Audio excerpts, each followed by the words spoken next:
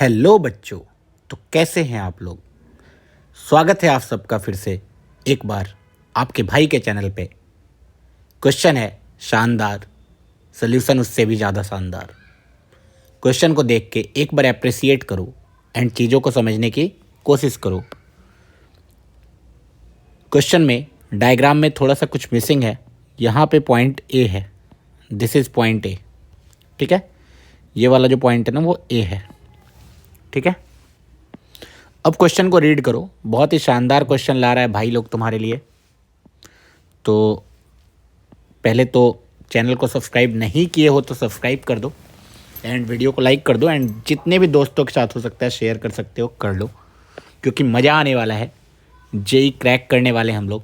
ठीक है, और सारे भाई लोग मिलके फिर से आईआईटी में मिलेंगे हम लोग। आ जाओ आईआईटी खड़गपुर। क्वेश्चन कैसा लगा पहले ये बताना। बोला है एक सीक्वेंस है, AP11 है, AP11 है,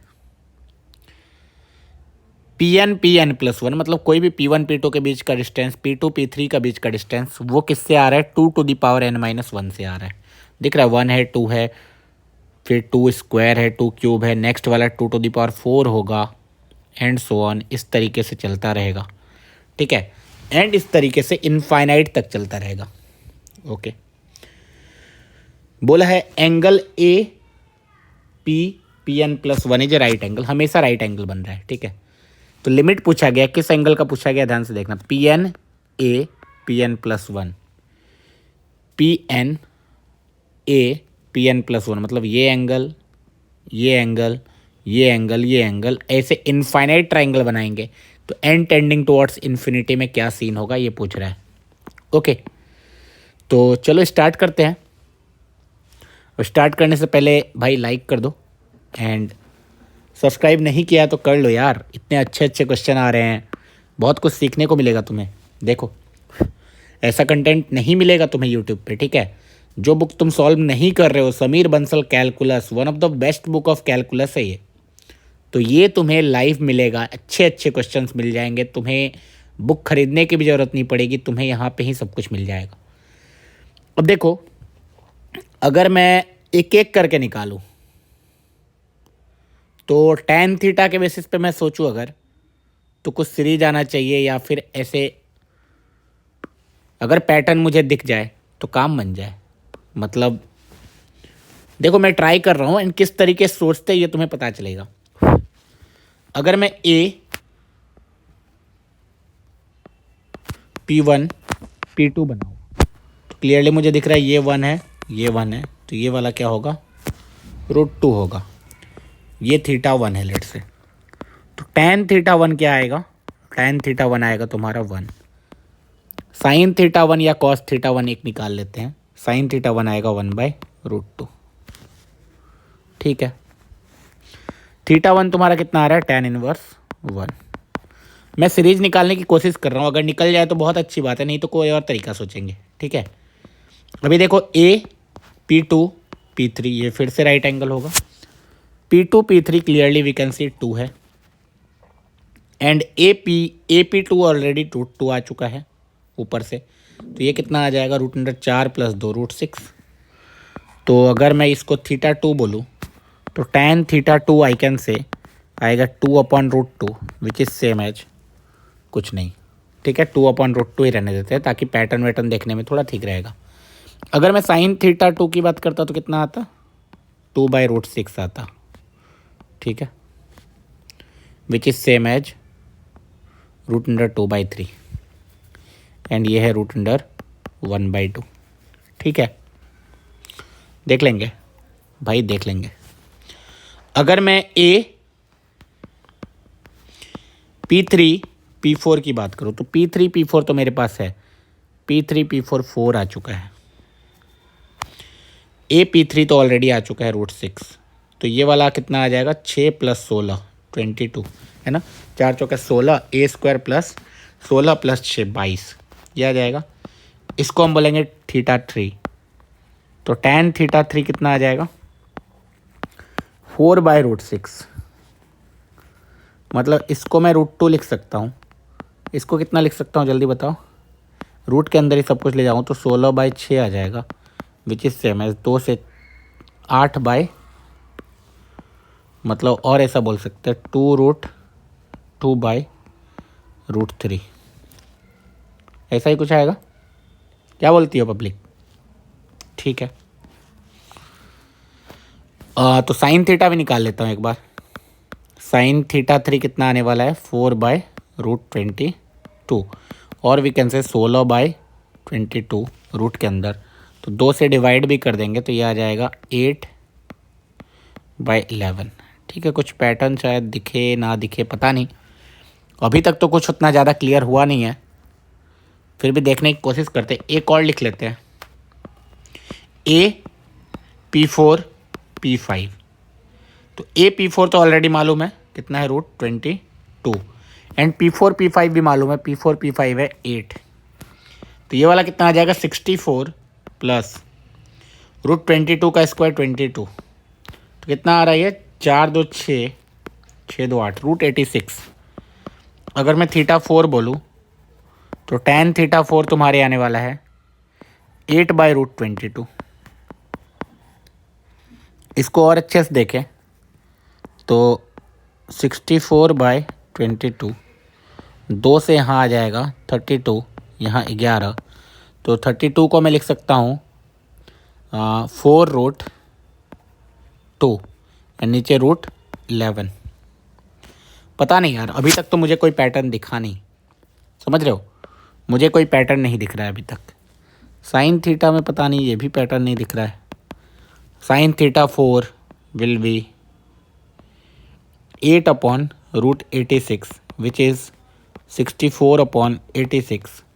इसमें 2 से 32 आएगा, 2 से यहाँ 4 और 3 43 आएगा। ओके,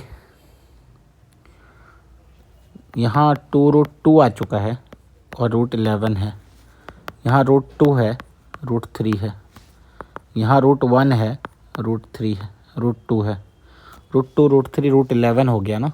यहाँ पे 4√2 है, फिर यहाँ पे √43 हो गया, 2 3 11 43, 4 स्क्वायर -1, ये कुछ तो पता नहीं क्या है, तो मुझे पैटर्न जनरली दिखा नहीं। ठीक है, इसका मतलब कोई और तरीका सोचना पड़ेगा, इतने बेवकूफ़ नहीं थे क्वेश्चन बनाने वाले। ठीक है, तो यही मैं बोल रहा हूँ कि समीर बंसल कैलकुलस सीरीज है ना, तो यहाँ पे तुम्हें बहुत कुछ सीखने को मिलेगा। ये पूरा का पूरा साफ कर देता हूँ मैं, पूरा का पूरा, क्योंकि अब हमें बिल्कुल ही दूसरे तरीके से सोचना पड़ेगा। पहले ये बेसिक से हमने सोचा, हम फंस गए, तो फटाफट हटा दिया उसको। ठीक है, ध्यान से देखना। मुझे क्या दिया हुआ है? पाइथागोरस थ्योरम हर जगह लगेगा। मतलब अगर मैं जनरल एक ट्रायंगल मानूं, एन के टर्म में मानता हूं मैं डायरेक्ट, ये ए है, ये पी एन है, तो अगला वाला पी एन प्लस 1 होगा, और ये राइट एंगल आएगा, तो हमेशा हम ये बोल पाएंगे A P N plus 1 the whole square minus A P N the whole square is equal to P N plus 1 the whole square. बोलो, this square will be this square minus this square. मैंने P N plus 1 को अलग से क्यों रखा है?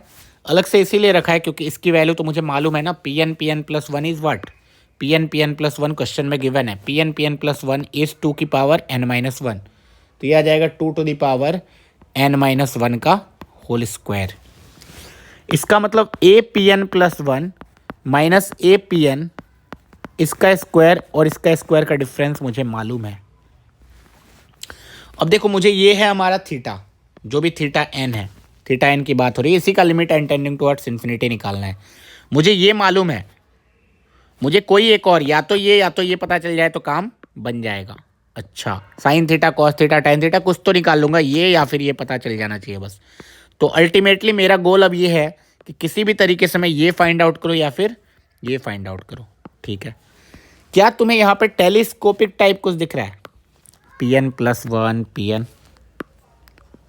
नहीं बोलोगे तो मारूंगा। ठीक है, आके स्क्रीन से बाहर निकल के मारूंगा। एन को जब मैं 1 डालूंगा तो A P two the square minus A P 1 the square आएगा, इज इक्वल टू एन को 1 डालूंगा तो क्या आएगा? ये 0 बन जाएगा 1, ठीक है। एंड n को 2 डालूंगा तो ये बन जाएगा AP3 square minus AP2 square, and ये हो जाएगा 2 का स्क्वायर। फिर n को नेक्स्ट AP4 का स्क्वायर माइनस AP3 का स्क्वायर, और ये हो जाएगा 2 स्क्वायर का स्क्वायर, ठीक है। इसी तरीके से मैं लिखते जाऊंगा। लास्ट में आएगा APn plus 1 the whole square minus APn the square, और उसकी वैल्यू आएगी 2 to the power n minus 1 the square.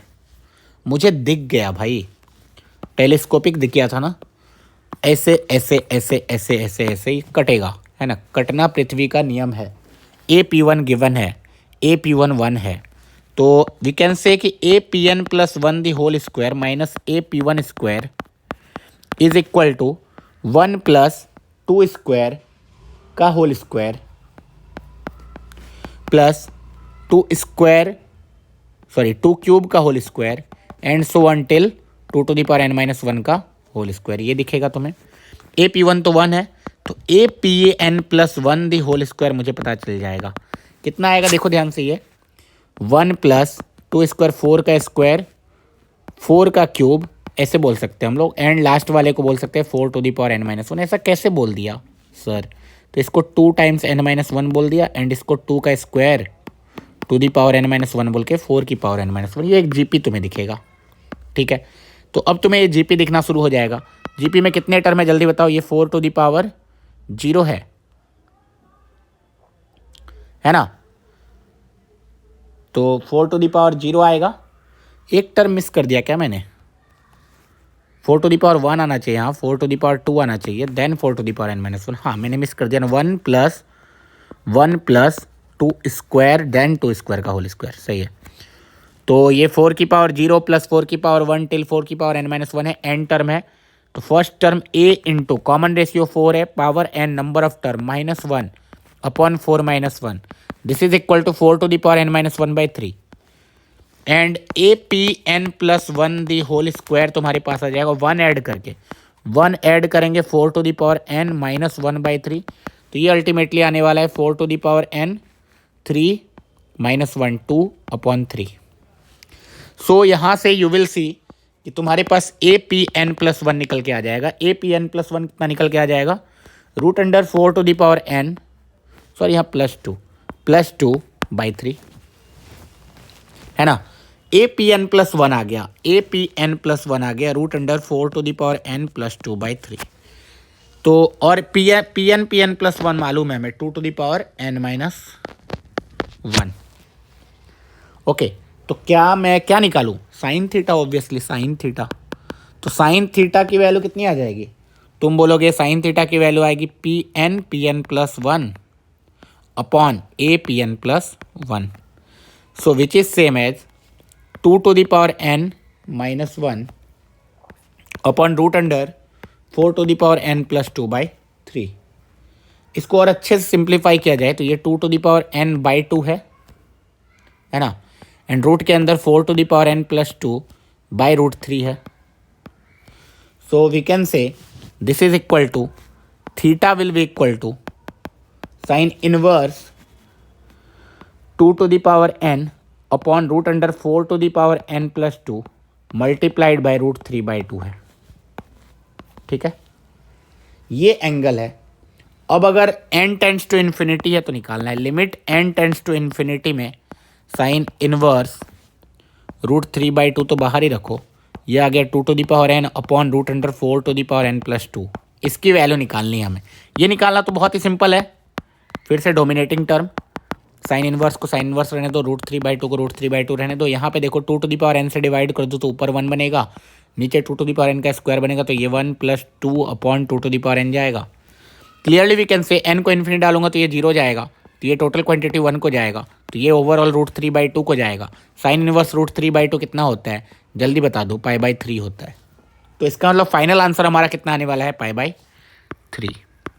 तो आई होप तुम्हें समझ में आया होगा। बहुत ही शानदार क्वेश्चन था, बहुत ही इंटरेस्टिंग क्वेश्चन था।